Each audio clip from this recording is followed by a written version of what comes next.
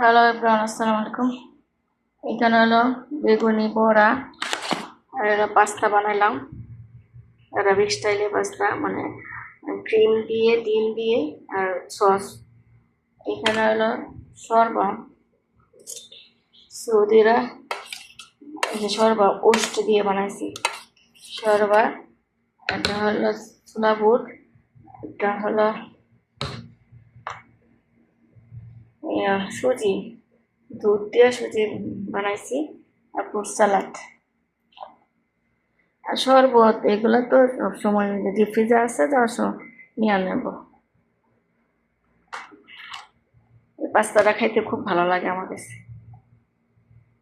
সৌদিরা pasta এত মজা হয়, আর কিমা দিয়ে বানায়, মুরগি, গরুর কিমা, খাসি কিমা দিয়ে বানায়। আজকে 8 রোজা মানো না?